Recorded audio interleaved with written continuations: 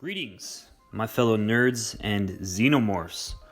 It's Nick from ASC Comics here, welcoming you to Sci-Fi Sundays, where we bring you the most iconic and amazing science fiction from around the universe. 5, 4, 3, 2, 1, 0. All engine running. Liftoff. Hey, how's everybody doing today? I hope you guys are enjoying your Monday. It is Monday, unfortunately. Grinding out on those jobs, and hopefully most of you are back to work. It seems like the states are finally going back to normal, diverting from the coronavirus and getting over it and developing better solutions. I just read New York had their lowest death count since the end of March, I believe yesterday or the day before. So very, very good stuff going around. Seems like less and less people are catching it now, but hopefully it doesn't relapse and it stays how it is currently, and we can eradicate this thing once and for all, get rid of this damn virus. But overall, my week has been pretty good. Obviously, just watching sports reruns and working, as most of you, or at least some of you, trying to stay busy. Working on the comic and writing for next year's releases and staying very, very busy. And working and never stops. The fun never stops, everybody. The fun never stops. Even my birthday. Birthday's today. Fun doesn't quit on your birthday. It just keeps going. Work doesn't stop. Life doesn't stop. Once you're past 16, life is just non-stop. It's work and study. And most of you all know all about that lifestyle. But I watched the Nashville Predators and the Columbus Blue Jackets the other day. And it's a game from February earlier this year, which is a 3v3. The score was 3-3. And went to overtime. Nobody scored in overtime. And then went to a shootout. Beginning of the shootout, both goalies had about 40 saves. And then it ended up being a 8-round shootout. 8-round shootout with Nashville taking it 4-3. Really, really cool game. If you're a fan of Nashville or Columbus, I'd highly recommend checking it out. February 22nd. So you probably find it on YouTube or whatever. At least watch the highlights. A crazy, crazy game. Or try to watch the shootout. I love watching shootouts. If you're not a hockey fan, shootouts are very, very fun to watch. But keep going. First half, we got ads, advertisements. Get your ads. Come get your ads here. Sometimes we do not have the energy and motivation to work out. Other times it's just lack of results that drop your motivation. This is where our products fit into your lifestyle and your journey. ASC provides premium products with premium experiences.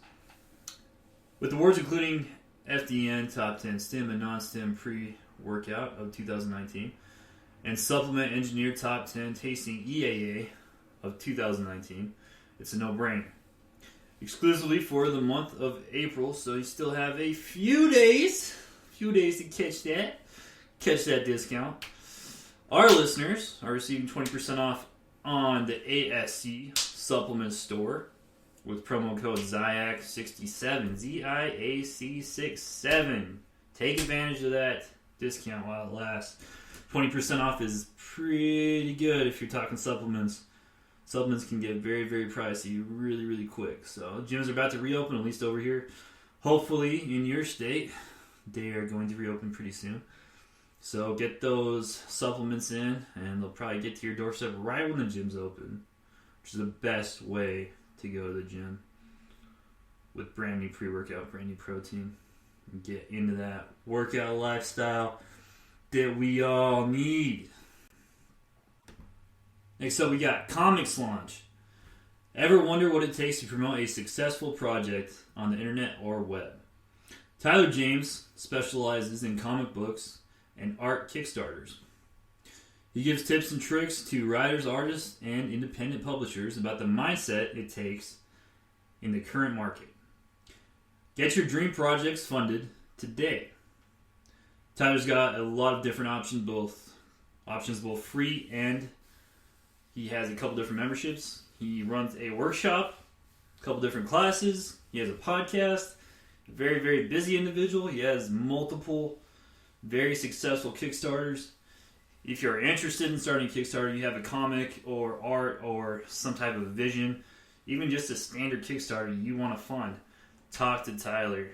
Get in with Tyler. Get on his podcast. He has a lot of tips and tricks for anyone interested in the website or the Kickstarter process, because it's a very intense one and it's very overbearing at times. Charities. I'm proud to announce Icor Comics donates a portion of all our sales to our valued charities. First off, we got the Fisher House Foundation. Staying at a hotel is not the same thing as staying at the Fisher House. The Fisher House, I know, is a huge part of Lane's recovery. For somebody like my husband, for them to know that their family members are being taken care of, that's a huge burden off of them, so they can concentrate on their therapies. Just having that assurance that no matter what, as long as we were there for Anson, that someone would be there to take care of us. It took so much weight off our shoulders. How can you help? Go to fisherhouse.org. As stated, the Fisher House Foundation strives to ensure the best possible care is given to our active duty military, our veterans, and their families. To learn more about the foundation, go to the link attached and get involved. Get out there, volunteer. Bring joy to people's lives. Help out the less fortunate in this great time of need.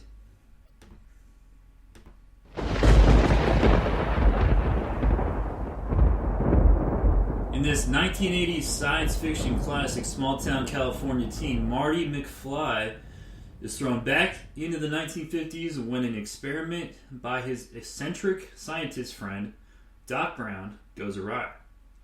Traveling through time in a modified DeLorean car, Marty encounters young versions of his parents. Today we'll be going back to the future in this special two-part episode of Sci-Fi Sundays. Gotta love this one. Very, very fun, very, very fun film. Back to the Future was filmed in 1985. It's directed by Robert Zemeckis and stars Michael J. Fox as Marty McFly and Christopher Lloyd as Dr. Emmett Brown. As always, if you haven't seen the movie, this video will have spoilers. And as I said earlier, it's a special two-part series, so if you love Back to the Future, it's about to be 2 episodes on Sci-Fi Sunday, so you'll get your fix in. I really compared it to... I just watched 1 and 2, so Back to the Future 1 and 2, and I really honestly compared it to the structure of... Not that they took it from Back to the Future or anything, but the structure of Avengers, Infinity War, and Endgame, because there's not very collective 2-part series out there. And I know Back to the Future is a 3-part, but I think especially from Back to the Future 1 and then going into Back to the Future 2, Back to the Future 2 builds upon the original story tremendously, and they did an amazing job with throwing themselves back into it and essentially having 2 characters of the same character in different situations, when the first one takes place mostly in 1955 and 1985 are all in those 2 eras, and then Back to the Future 2 being in 2015, and then 1985, 1955, and then alternate realities, and then them seeing their previous selves and whatnot. So I believe that watching Back to the Future 1 and 2 back-to-back is the greatest way to view the films, because you're getting the most out of that experience. So the movie opens up in Dr. Emmett Brown's house, and he has all these crazy inventions. He's a crazy mad scientist, I guess you could say. One of the original crazy man scientists. So you see things like Rick and Morty nowadays. He's like the old school Morty from like the 1980s. Like, he was the guy. Before Bill Nye, he was the guy. Dr. Emmett Brown was the crazy scientist in the neighborhood, like doing all these wacky experiments and wearing this wacky gear. And in his house, he has all these little inventions, and they all build off each other. And he hasn't been there in a while, so you see like his toasters, like shooting up toast is black, and his dog is like, his dog dish is there, and it's just filled with food. Nobody's in the house, and it's just going crazy. Just crazy scientist shit. But pretty cool opening scene. You see the TV opens up with a missing case of plutonium, and just kind of more mystery built on that. So we also open up with Marty McFly going to Doc's house and opening the door and calling out for Doc, and he can't find him. Calling out for Einstein, which is the dog. Einstein's an awesome, awesome dog. And he can't find anybody, so he's kind of messing around, and he's being a teenager, because I believe he's supposed to be 17. Don't quote me. 17. Around that age. He's a teenager. And doing teenage things, skateboarding around, and, you know, being goofy, Michael J. Fox. But he rolls a skateboard, and the skateboard hits case plutonium, as the TV said earlier, under the bed of Dr. Brown. So you're alluding to the fact that Dr. Brown stole plutonium, and etc. Little things like that you don't really catch on the first or second viewing. You kind of have to pay attention. And obviously, like me looking at it in a critical eye, you can see, oh, Dr. Brown had the plutonium right there, and it's right in front of our faces, and a lot of you probably missed that. At least I did. At least when I was a kid and I watched it, I missed that. But so he rolls a skateboard, hits a case plutonium, and then Marty doesn't see the case, so concealed under the bed. Marty grabs a guitar, plugs it into an amplifier. Doc Brown has this gigantic amplifier. I don't even know where he found it. Like, what is that? They still don't explain. Like Dr. Brown does all these wacky, goofy experiments, so it makes sense that he would have a gigantic wall-sized amplifier. Not that there's anything wrong with that, but Marty grabs... It's just a bizarre way to start. It's some 1980s way to start the Ferris Bueller Day Off kind of, era we have here. He grabs the guitar, plugs in the amplifier, turns the gains all the way up, turns the volume all the way up, turns the overdrive all the way up, hits one string on the guitar, and the amplifier blows up, and then it forces, the overpressure shoots Marty back, which makes sense, I guess, all the way back on the opposite side of the room to the wall. So it's kind of an explosive first scene. So he soon calls Doc and talks to him about stuff. Doc requests his presence for the scientific experiment he's going to have at 1 in the morning. Marty's like, all right, cool. I'll meet you there at the mall. And when they're talking, all of Doc's clocks go off. And he's like, oh, cool, it's 8 o'clock. And Doc says, no, that's my experiment. It's actually 8:25. And Marty goes, oh, no, I'm going to be late for school. So Marty's kind of this juvenile kid, kind of a delinquent. I wouldn't say he's a terrible kid. He's not out doing drugs or stabbing kids, but he's definitely kind of a slacker, as most of us were in high school. The same kind of thing. So he quickly greeted to 1985, Hill Valley, and his girlfriend, and him flirting with her, and him being late for school, and she's trying to smuggle him into the school, and then Principal Strickland finds him, which Principal Strickland is this very over-the-top, strict principal, if you couldn't have guessed, and he finds Marty McFly and his girlfriend and gives him another tardy slip and says, why are you late? You're a slacker just like your dad, which is, he's really, really rude in this scene. Like, he does not like Marty, which, that's fine, but he brings his dad into it. He's like, your dad's basically calling his dad a piece of shit, and he's like, you're just gonna be like your dad, like, you're a slacker too, you're not gonna amount to shit. I was like, god damn, like, just for being tardy. Like, granted, he's tardy for multiple times, but just throwing a kid like that, it's pretty bad. And Strickland is the typecast character for not liking children and being in an educational position. So being a teacher, not liking children, Strickland's that typecast character for sure. And being a principal, you know, it's just another mild antagonist to add to this story.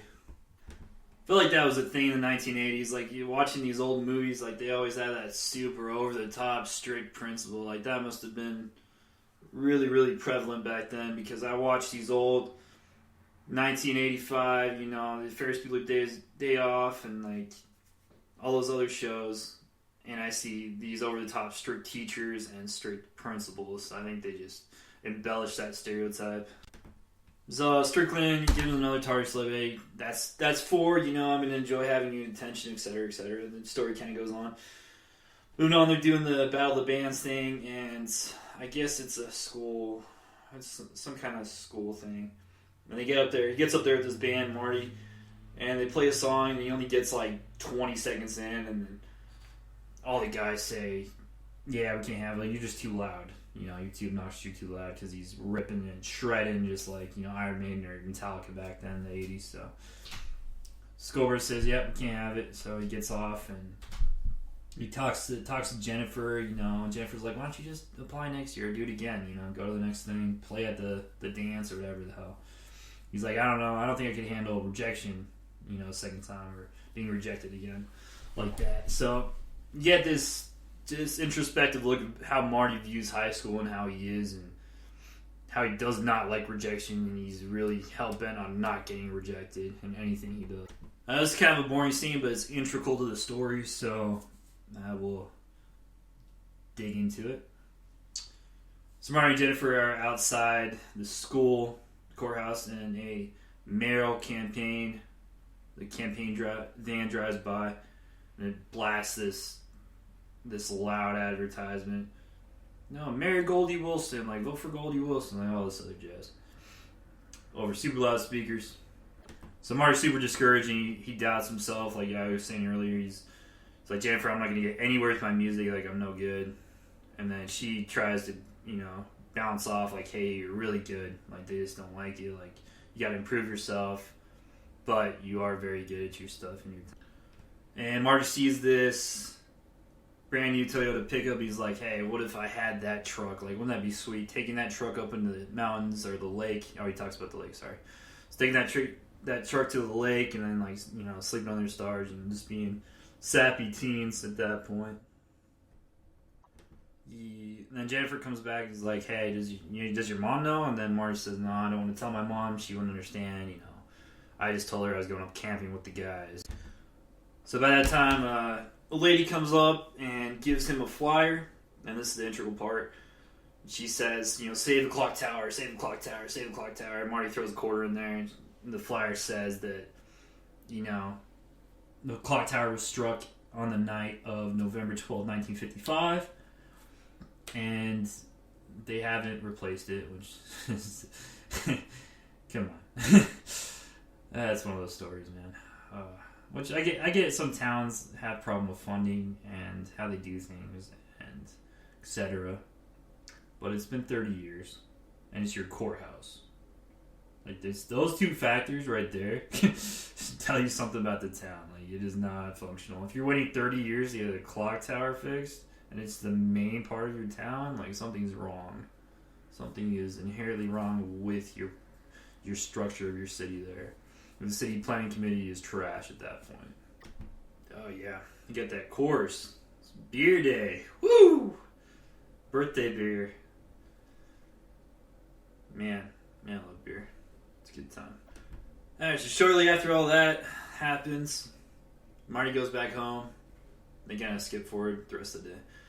Marty goes back home and sees BMW wrecked. Like, his dad's car is just totaled. And he's like, "What's going on?" He steps in there and you kind of get the very first interaction between McFly Sr., which is George McFly, and then you got Biff Tannen. So George and Biff are, as at this point, are friends, are family friends. Biff got drunk and wrecked George McFly's car, and George is a push over. The capital push. Biff tells him, Biff starts complaining to him, like, "Hey, you should pay for this beer stain on my shirt? Like, how am I gonna pay for this? And it just keeps going and going. And essentially, I think the business is like falling apart because Biff's the owner, which I don't completely understand. And George works for him in this reality. Like, at first, George is his subordinate, but story goes on. Anyway, the main part of the scene is to teach you that George is a pushover, and George and Biff get along, but it's definitely an abusive relationship at first. And Biff bullies him. He's still a bully at that age, so Biff does various things, is like, giving him a noogie or hitting him on the head. Come on, McFly, think McFly, stuff like that. So I'll skip over a couple of these scenes, but this is another integral part of the story. So, like, hitting the Back to the Future, man, I did like every single thing. I have to go through scene to scene, and it seems boring, but I hope you guys aren't bored. I try to keep you entertained on this channel. But George and the family sits down for dinner, and they go back and forth and explain, the jailbird Joey, that's what they call him. Uncle Joey's still in prison, didn't get parole, and they're talking about other things, and George is watching TV and laughing and being crazy, goofy George. George is definitely the goofiest character, and Doc Brown's in this movie. George is definitely the goofiest character, and Doc Brown is in this movie. I want everybody to know that. My opinion. George McFly is insane. And you have Biff Tannen, which is based off Donald Trump, if you guys didn't know that. In the second one, which we'll get into the next episode, or the second part, Biff Tannen is based off Donald Trump. And George McFly outweighs Biff Tannen's Donald Trump impression. I will say that. George McFly is insane, alright? So they talk about how their parents met. I forgot how it came up, but they talk about how their parents met. Oh, yeah. So Marty's talking about this girl he likes, and then he's like, sorry, I'll go back. So the daughter is talking about asking her mother how, she should talk to boys, or she should call boys, and then Lauren's like, oh no, that's crazy behavior, like I would never talk to boys, blah blah blah, like all this crazy mother talk. And then she talks about how she met George back in the Enchantment Under the Sea dance back in 1955, I guessed it.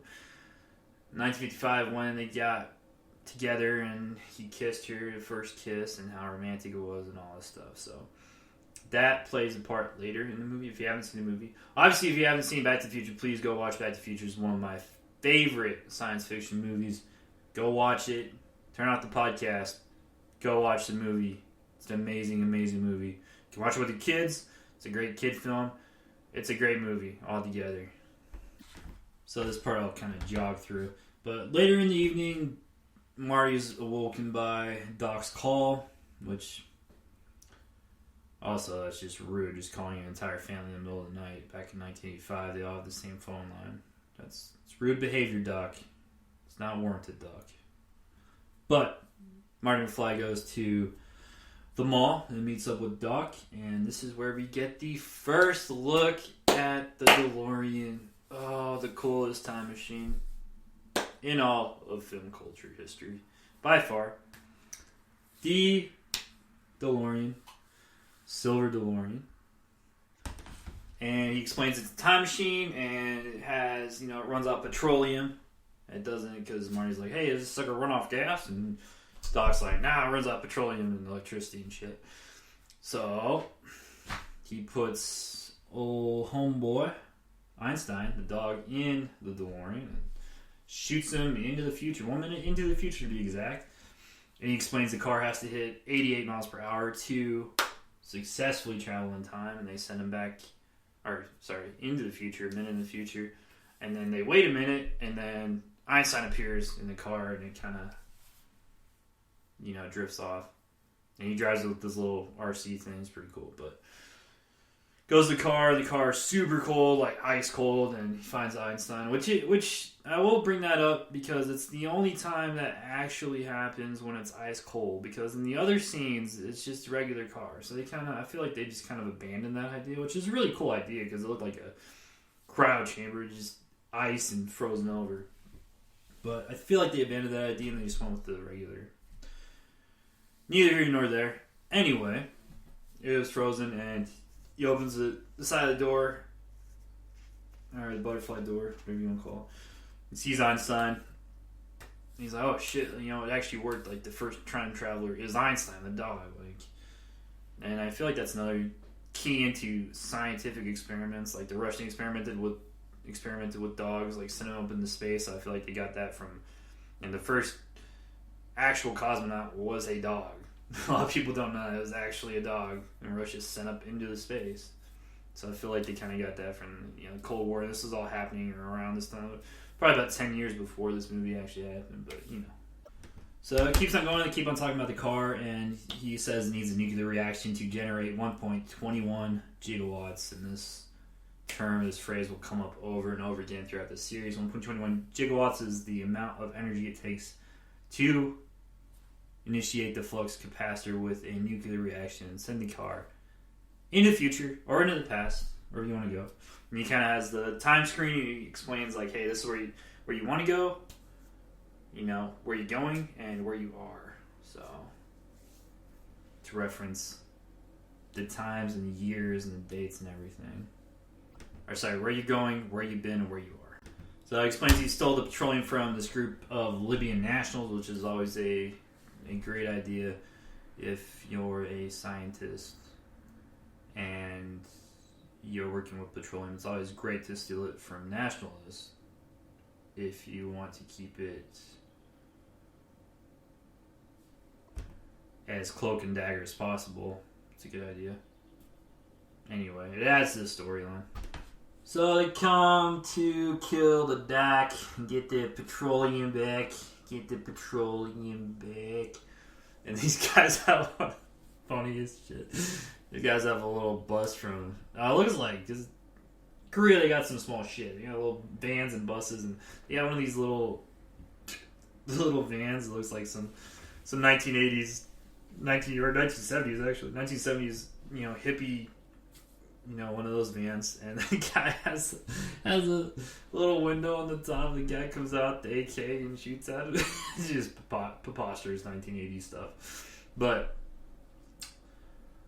they shoot the doc, and Marty sees the doc get shot, and then Marty jumps into the DeLorean after evading some of the rounds, and then hits the DeLorean up to 88 miles per hour, and then goes back in time to 1955,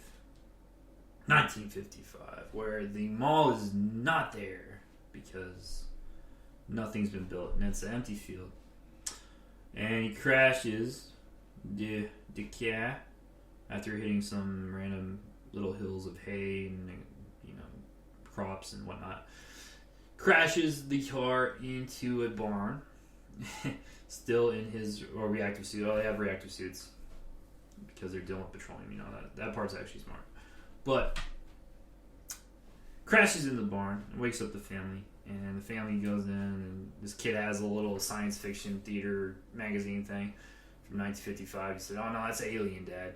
And the farmer dad's like freaking out. And he grabs a shotgun, which is the worst shot known to man. He shoots the barn about 8 feet away from Marty, and then Marty closes the door that's made out of nothing, essentially plywood, and he shoots through the door, not hitting Marty with buckshot. And then Marty jumps into the DeLorean, and then Marty drives through the side of the barn and then drives away. And then the old man shoots his mailbox with the same shotgun. And why? Why do you shoot his mailbox? Oh man, this movie. Whenever you look at things in a critical eye, man, you get so mad, and you're just like, what is this happening? But anyway, Marty drives away. So he drives away, and then the car dies because it ran out of petroleum. And it's just, apparently that's it.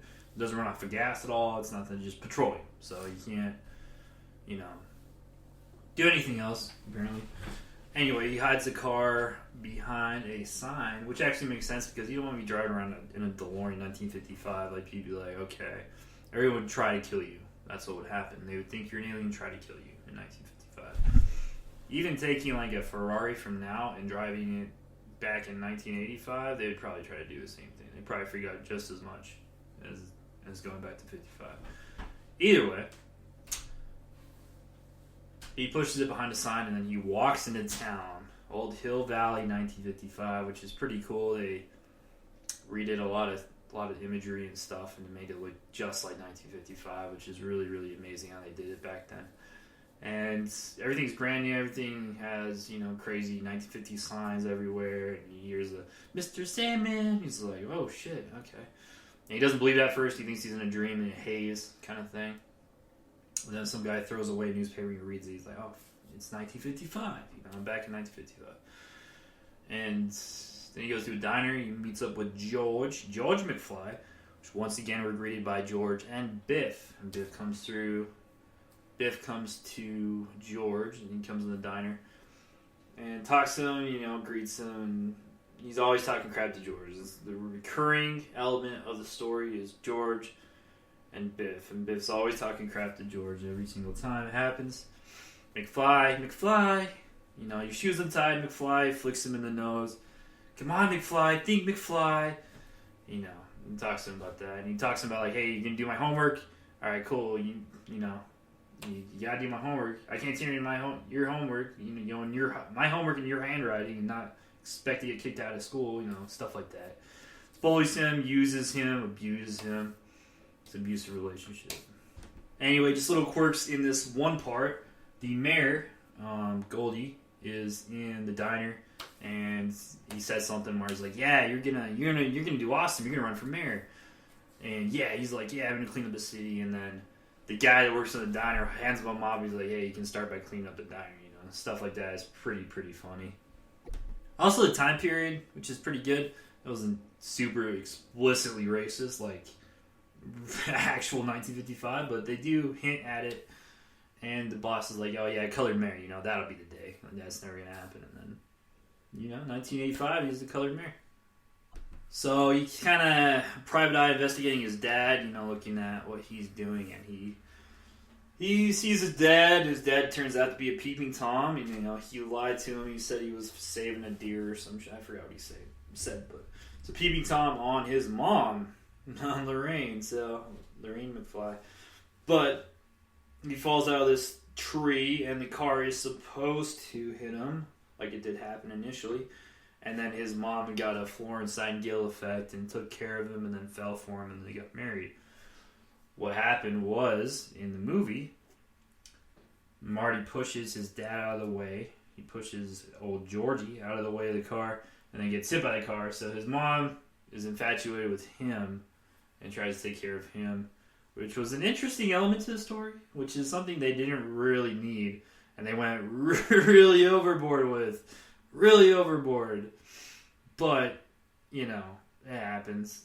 And it's just this little thing, because they're just like, come on, like, yeah. She calls him Calvin, like, that's your name, isn't it, Calvin Klein? Like, that's what's on your underwear. And I was just like, good lord, lady. And Marty, like, it's not really her fault. Like, whatever. It is, it's whatever. But Marty, like, I'd just be like, hey, like, make an excuse, like, hey, I got a girlfriend. That's all you really had to say. Or I'm married. Or something. Or make something up. Yeah, make something up, Marty. Like, there was such an easy way to get out of that, and he never did anything. And then she keeps flirting with him, and it's like, oh, God. To the point where, one more thing, when they're sitting down for dinner, he's in their house now, and they, basically let him eat dinner and whatever. And he talks about looking for the street that Dr. Emmett Brown lives on, and he says it's like Emerald Street or something. And the dad says, oh yeah, Emerald Street, it's right past, it's a block past Maple. And then Marty, which is, you can tell the time period difference, Marty said, oh, that's John F. Kennedy Drive. And then the dad says, who the hell is John F. Kennedy? It's pretty cool. Those little quirks like that are pretty interesting. They definitely stuck to the time period with that kind of stuff, that back and forth dialogue. So Marty gets freaked out by his mother. Flirting with him. Real quick, if you guys have heard of John Mulaney, or you haven't heard of John Mulaney, please go check him out. He's a very, very funny comedian. He talks about Back to the Future and his synopsis on Back to the Future is hilarious. He talks about a couple different things that I'll hit on the next part, but it is very, very funny. If you haven't ever heard of John Mulaney, type in John Mulaney Back to the Future and you'll get a kick out of it. So, keep the story rolling here. Sorry, there's a lot of information in this movie, and I try to hit on all of it, especially time travel kind of stuff. Get all the facts straight, and it's a two-parter, so you gotta hit on this movie a little bit more than the second. The second's basically a recap of this one, so it doesn't take too much longer. But so he gets freaked out. He leaves the house. He goes to the address, finds Doc Brown, and tells Doc Brown he's from the future and all this stuff. And Doc Brown's using this crazy-ass experiment, like trying to completely off the wall, trying to read his mind and shit. And then he follows Dr. Brown around and he's like, hey, no, I'm from the future. You sent me back. Like, you created a time machine. Like, Doc Brown's not buying it. And then they go to his attached garage or, his barn out there. And he tells them, like, hey, in whatever day in 1955, or it was like a couple weeks before you got there, it was like, yeah, you hit your head on, you got off the toilet, hit your head, and then you came back to consciousness, and you thought of the flux capacitor, and that's what makes time travel possible. And the doc says, oh shit, like, you're actually from the future. He knows exactly what he's talking about. They go and find the DeLorean behind the old sign in 1955, and goes to the DeLorean and turns on the flux capacitor. He's like, oh shit, like, it works. And Doc's like freaking out, like, yeah, my invention finally works, like, something finally works. Because up until this point, Doc's had a rough career. He's had a lot of crappy inventions that don't work. A lot of people don't like him. Even one part in the next one we'll go over, but he's condemned in the next one. And a lot of people just don't like him. They think he's crazy. He's a mad scientist of the neighborhood. And he's finally relieved when he sees the flux capacitor working in physical form. And it's like, hell yeah, I finally did it. I invented something that works. In his zany voice. Great Scott! Old Doc Brown. Good times. So it quickly becomes into how to get Marty back to the future. You guessed it. Back to 1985. Where Marty belongs. But they don't have petroleum. And he actually does say it, and it makes sense. It makes perfect sense why he says it. The Doc Brown of 1955 says, well, how could I have been so careless to make a car running off petroleum? And it's a time travel car. And it makes perfect sense. Why? Like, you understand, like, from a mathematical standpoint, it makes sense. Generating power through nuclear energy, using petroleum, but why? And why is that the only option for the car? Especially in this one. Only in this one, no? I know what happens in the second one, guys. Alright, I'm a Back to the Future fan, I know. But in this explicit movie, in this number 1, part 1 of Back to the Future trilogy, it does not make sense. And he hits on that, which I thought was kind of a flaw, but it makes sense because it keeps the story going and it gives them a reason to do what they do in the following scenes. But so homegirl is Marty's mom, Marty mom, is infatuated with him. She wants to go out with him. He's a cool kid in school now. He's a new kid. He's, he dresses differently. He wears the life preserver on, and he's cool Marty. He's cool Marty. And George is weird, and George sits in the corner, and George is a writer, and he does weird stuff, and he's not good in public, and he doesn't go out, and he doesn't drink like the rest of the kids, and he's not cool, and he's a nerd, and etc. So she had the Florence Nightingale effect on Marty, and now she's infatuated with Marty. And we're quickly shown a couple scenes where you get, Biff once again bullying George. Goddamn, every single time. McFly, your shoes untied, McFly. Pop. Just such a jock, man. Jeez. So this high school jock, the typecast high school jock. There you go. Anyway, this happens, and Marty evades him, and the manure. I'm paraphrasing this if you've seen it, but So Biff tries to go after Marty, and then he evades Biff on this little board thing, makeshift skateboard. And then Biff crashes into the Meneer. Meneer destroys his car. This is a very nice car. Destroys it. And then his mom just keeps getting more and more infatuated with him. So he's trying to get, while the doc works on getting some type of, works on the experiment, we're getting the lightning, because the lightning's going to hit. That night, the lightning hits the clock tower, and they're going to use channeled energy from the lightning bolts into the vehicle, which is a DeLorean, to travel Marty back to 1985 using time travel and petroleum. Well, not petroleum, because they don't have any. But using the lightning energy to generate the 1.21 gigawatts they need to travel the car back to the future. But so he's trying to get his mom and dad to kiss like they were supposed to at the dance, and he brings them to the dance, and George is pretty reluctant, but he gives George a lot of tips, and he has a really funny scene where he dresses up as an alien. Marty does, and he goes to George's house, and George is in all this science fiction shit, and Marty goes in there, and he's like, "Yeah, I'm I'm from the planet Vulcan. My name's Darth Vader. Like, you need to ask Lorraine out, or I'm gonna melt your brains." I was like, "Oh shit, this is such off the wall shit." It's typical Steven Spielberg nerd-esque right there, man. I know he made that scene. He must have. There's no way he didn't. Or Zemeckis maybe too. Anyway, they end up going to the dance, and they end up kissing. And Marty's trying to stay alive because his brother's picture, he has all his siblings in this picture, and his brother's starting to disappear because he's getting erased from existence, so he's trying to get his mom and dad together. But it has to happen. One thing has to happen, and that's his dad to stand up. But he ends up with his mom in this vehicle trying to stage this fight. And Biff kind of grabs him out and bullies Marty. And then old Georgie, comes out with the big ass uppercut and destroys Biff. So George is a hero, and Lorraine loves George, and all that other stuff. It's basically the end. The lightning strikes at the appropriate time, and it hits a pole they fixed on the DeLorean. DeLorean goes back to 1985, and Marty goes back to his pleasant home in 1985, and George is now rich. They have a very nice house. Their family is pretty successful. He published a book, so he actually went through on stuff. He's very confident.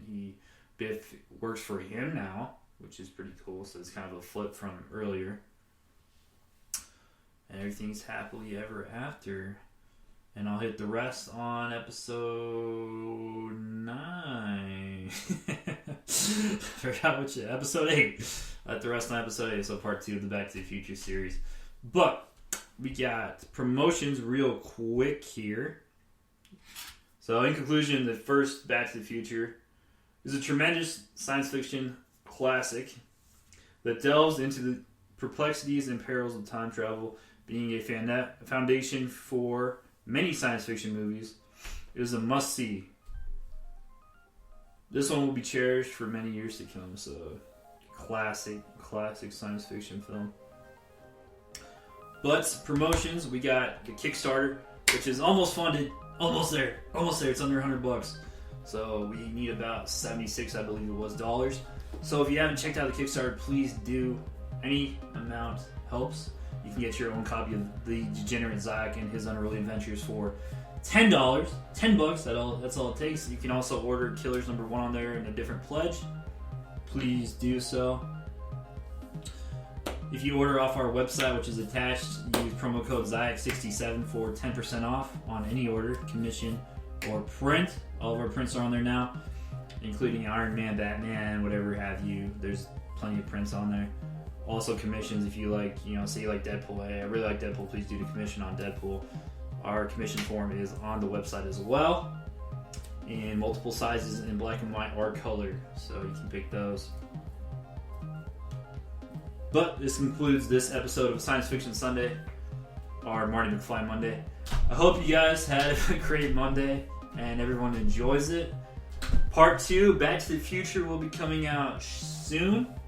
So I'll go a little more introspective on Back to the Future Part 2, since it's basically just a rehash of this whole plot structure. So hope you enjoyed it. Thanks for tuning in, and subscribe to get cryogenically frozen. Sometimes I'll start a sentence and I don't even know where it's going. I just hope I find it along the way.